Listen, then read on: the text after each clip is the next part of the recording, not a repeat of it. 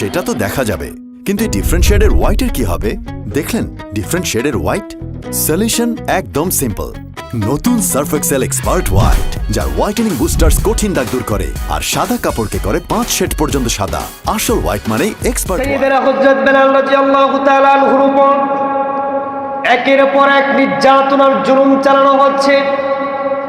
হযরত বেলাল রাদিয়াল্লাহু তাআলা আনহুর পিছন দিক থেকে, শরীর থেকে মাংসগুলো কয়ে কয়ে শরীর থেকে আপনার কি চর্বিগুলো গলে গলে যাচ্ছেন। হযরত বেলাল রাদিয়াল্লাহু তাআলা আনহুকে এইভাবে নির্যাতন করতেছে। হযরত বেলাল রাদিয়াল্লাহু তাআলা আনহুকে অফার দেওয়া হয়েছিল, হে বেলাল, তুমি যদি কালেমা ছেড়ে দাও তাহলে তোমাকে গোলামি থেকে ছেড়ে দেওয়া হবে।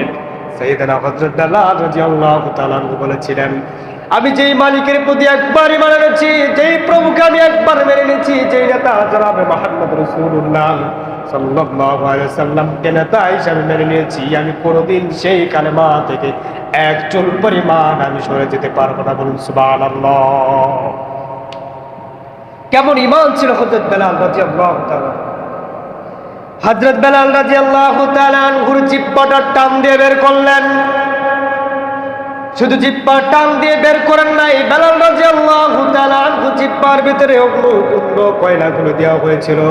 শুধু কি তাই, হযরত বেলাল রাদিয়াল্লাহু তাআলা আনহু জিহ্বাটা টেনে সেখানে ফারাক ঢুকিয়ে দিয়েছিল। এরপরও বেলাল রাদিয়াল্লাহু তাআলা আনহু সাক্ষ্য দিয়েছেন, আহাদ, আল্লাহ এক, আল্লাহ এক। সাইয়েদনা হযরত বেলাল রাদিয়াল্লাহু তাআলা এইভাবে নির্যাতন করার পর যখন দেখলো হযরত বেলাল রাদিয়াল্লাহু তাআলা এক চুল পরিমাণ কালেমা থেকে সরে যাচ্ছে না, হযরত বেলাল রাদিয়াল্লাহু তাআলা পায়ের ভিতর রশি বাঁধলেন। এরপরে একটি উটের পায়ের ভিতর রশি বাঁধলেন। মক্কার গলিতে গলিতে উটটাকে পিটানো হচ্ছে, আর সাইয়েদনা বেলাল রাদিয়াল্লাহু তাআলাকে যখন নিয়ে যাওয়া হচ্ছে, বেলাল রাদিয়াল্লাহু তাআলার শরীরের রক্তগুলো মক্কার গলিতে গলিতে যখন ধরে যাচ্ছে, আমার ভাইয়েরা, হযরত বেলাল রাদিয়াল্লাহু তাআলা রক্ত মক্কার এমন কোনো অলি গলি নাই যেখানে বেলালের রক্ত ঝরে না। এই টুপি, এই দাড়ি, এই পাগড়ি, পাঞ্জাবি আপনি আমি এমনি এমনি পাই নাই। হাজার হাজার রক্তের বিনিময়ে, শহীদের রক্তের বিনিময়ে আমরা সুন্নত লেবাস পেয়েছি এবং নামাজ, উন্মুক্ত নামাজ পড়তে পারতেছি। কথা বলেন ঠিক না ঠিক? অনেক রক্তের বিনিময়ে, সাহাবীদের রক্তের বিনিময়ে আমরা ইসলাম পেয়েছি। আমার ভাইয়েরা, সাইয়েদনা হযরত বেলাল রাদিয়াল্লাহু তাআলা এইভাবে যখন নির্যাতন করতেছেন, উমাইয়ার নির্যাতনের এত ইরিস্টিমুলার চালু ছিল, বেলাল রাদিয়াল্লাহু তাআলা যখন আর সহ্য করতে পারছেন না, মনে হয় জীবনটা, প্রাণ পাখিটা উড়ে চলে যাবে। এমন সময় হযরত বেলাল রাদিয়াল্লাহু তাআলা নড়তে পারতেছেন, চলতে পারছেন না। উমাইয়ার বাসায় যখন হযরতে আবু বকর সিদ্দিক রাদিয়াল্লাহু তাআলা তিনি চলে আসলেন, আসার পরে দেখলেন বেলাল রাদিয়াল্লাহু তাআলা ঈমান আনার কারণে বেলালকে অগ্নির ভিতরে ছেড়ে দেওয়া হয়েছে। কয়লার ভিতরে, গরম কয়লার ভিতরে তাকে দেওয়া হয়েছে। তার পিঠের চামড়াগুলো উঠে গিয়েছে, সেখান থেকে চরক করতেছে, আপনার শরীর থেকে মাংসগুলো কয়ে কয়ে পড়ে গেছে, জিহ্বার ভিতরে প্যাক লাগিয়ে দিয়েছে। জীবনটা মনে হয় চলে যাবে।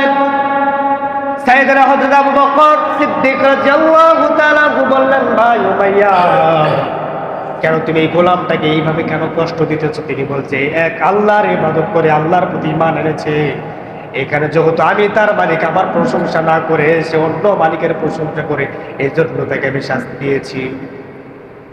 এক পর্যায়ে সিদ্ধান্ত নিল বেলালকে পৃথিবীর জমিন থেকে বিদায় করে দিবেন। কি অপরাধ ছিল? সাইয়েদনা বেলালের অপরাধ ছিল এক প্রভুকে মানার কারণে হযরত বেলাল রাদিয়াল্লাহু তাআলা এইভাবে নির্যাতন করেছেন। এক নেতা জনাবে মুহাম্মদ রাসূলুল্লাহ সাল্লাল্লাহু আলাইহি সাল্লামকে নেতা মানার কারণে কিন্তু এইভাবে জুলুম আর নির্যাতন করা হয়েছে। কথা বলে ঠিক কিনা? আমার ভাইয়া, এক আল্লাহকে প্রভু মানার কারণে, এক নবীকে নেতা মানার কারণে আমাদের ভারতের মুসলমানরা অনেক জায়গায় ঈদগাহে নামাজও পড়তে পারে নাই, অনেক জায়গায় তার কুরবানি দিতে পারে নাই। একটাই অপরাধ, তারা একজনকে রব মেরেছেন। তিনি কে? আল্লাহ সুবহানাহু। আমার ভাইয়েরা, খুব খেয়াল করেছেন, গভীর মনোযোগ লাগান। ইসলাম এমনি এমনি এমনি আসে নাই। অনেক রক্তের বিনিময়, কষ্টের বিনিময় ইসলাম আমরা পেয়েছি। সাইয়েদনা হযরত বেলাল রাদিয়াল্লাহু তাআলা আনহুকে যখন এইভাবে নির্যাতন করা হচ্ছে, এক পর্যায়ে সিদ্ধান্ত দিল তাকে মেরেই ফেলবে, দুনিয়ার জমিন থেকে তাকে বিদায় করে দেবেন। এমন সময় আবু বকর সিদ্দিক রাদিয়াল্লাহু তাআলা আনহু বললেন, ভাই উমাইয়া,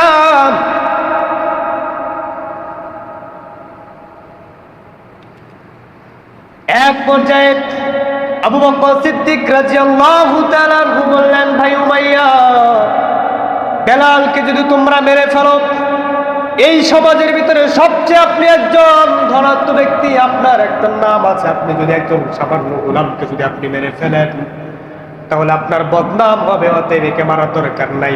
আপনার যেহেতু গোলাম, ওই সমাজের ভিতরে মানুষ বিক্রয় করা হতো, একজন গোলামকে অন্য গোলামের কাছে, অন্য মানুষের কাছে বিক্রি করে দিত। হযরত আবু বকর সিদ্দিক রাদিয়াল্লাহু তাআলা আনহু তিনি বললেন, যদি গোলামটাকে বিক্রি করে দাও তাহলে এই গোলামটাকে আমি ক্রয় করতে চাই। উমাইয়া বলল, ভাই আবু বকর, এই আধা মরা গোলামটাকে নিয়ে তুমি কি করবা? বলছে, এটাকে আমাকে দেন, যদি এটা যদি মারা যায় তাহলে আমি জঙ্গলে ফেলে দেবো, আর যদি একে আমি সুস্থ করবো, সুস্থ করার পর আমি ডাক্তার দেখাবো, সুস্থ হয় তাহলে আমার বাড়িতে আমি রেখে দেবো। কথা কাজের সাথে মিলে গেল। হযরত আবু বকর সিদ্দিক রাদিয়াল্লাহু তাআলা আনহু যখন বেলালকে ক্রয় করে যখন নিয়ে যাচ্ছিলেন, ঘরের ভিতরে নিয়ে যাচ্ছেন, মনে হচ্ছে একটা লাশ নিয়ে যাচ্ছেন। আবু বকর সিদ্দিক রাদিয়াল্লাহু তাআলা আনহু বেলালকে ডাক দিয়ে বললেন, বেলাল, কি দরকার ছিল ঈমান আনার কারণে তোমার পিঠের চামড়া উঠে যাচ্ছে, ঈমান আনার কারণে তোমার জিহ্বার ভিতরে পেরেক ঢুকিয়ে দেওয়া হয়েছে, কি পেয়েছো? সেই মালিককে ভালোবেসে শুধু নির্যাতন পেয়েছো, জুলুম পেয়েছো, আর কত কষ্ট তুমি করবা? সাইয়েদনা বেলাল রাদিয়াল্লাহু তাআলা বললেন, ভাই আবু বকর, আমি যাকে সবচেয়ে বেশি ভালোবাসি তিনি বলেন আমার জনাবে মুহাম্মদ রাসূলুল্লাহ সাইয়েদনা মুহাম্মদ। সকলে বলছি সাল্লাল্লাহু আলাইহি ওয়াসাল্লাম। আবু বকর ডাক দিয়ে বললেন, বেলাল, আমি যদি তোমাকে এই অবস্থায় এখন সেই সরকার আলম জনাবে মুহাম্মদ রাসূলুল্লাহ সাল্লাল্লাহু আলাইহি ওয়াসাল্লামের কাছে নিয়ে যাই, তুমি কি যেতে পারবে নাকি? হযরত বেলাল রাদিয়াল্লাহু তাআলা মনে হয় জীবন চলে যাবে। যখন বিশ্বনবী সাল্লাল্লাহু আলাইহি সাল্লামের নাম শুনেছেন, মাথাটা উঁচু করে দিলেন, ভাই বেলাল। আবু বকর সিদ্দিক রাদিয়াল্লাহু তাআলা বেলালকে ডাক দিয়ে বললেন, বেলাল, কি দরকার ছিল ঈমান আনার কারণে তোমার পিঠের চামড়া উঠে যাচ্ছে, ঈমান আনার কারণে তোমার জিহ্বার ভিতরে পেরেক ঢুকিয়ে দেওয়া হয়েছে, কি পেয়েছো? সেই মালিককে ভালোবেসে শুধু নির্যাতন পেয়েছো, জুলুম পেয়েছো, আর কত কষ্ট তুমি করবা? সাইয়েদনা বেলাল রাদিয়াল্লাহু তাআলা বললেন, ভাই আবু বকর, আমি যাকে সবচেয়ে বেশি ভালোবাসি তিনি বলেন আমার জনাবে মুহাম্মদ রাসূলুল্লাহ সাইয়েদনা মুহাম্মদ। সকলে বলছি সাল্লাল্লাহু আলাইহি ওয়াসাল্লাম। আবু বকর ডাক দিয়ে বললেন, বেলাল, আমি যদি তোমাকে এই অবস্থায় এখন সেই সরকার আলম জনাবে মুহাম্মদ রাসূলুল্লাহ সাল্লাল্লাহু আলাইহি ওয়াসাল্লামের কাছে নিয়ে যাই, তুমি কি যেতে পারবে নাকি? হযরত বেলাল রাদিয়াল্লাহু তাআলা মনে হয় জীবন চলে যাবে। যখন বিশ্বনবী সাল্লাল্লাহু আলাইহি সাল্লামের নাম শুনেছেন, মাথাটা উঁচু করে দিলেন, ভাই বেলাল। ও ভাই আবু বকর, তোমার কাছে একটা অনুরোধ, আমি সেই বিশ্বনবী জনাবে মুহাম্মদ রাসূলুল্লাহ সাল্লাল্লাহু আলাইহি সাল্লামকে দুনয়নে একবার আমি দেখতে চাই।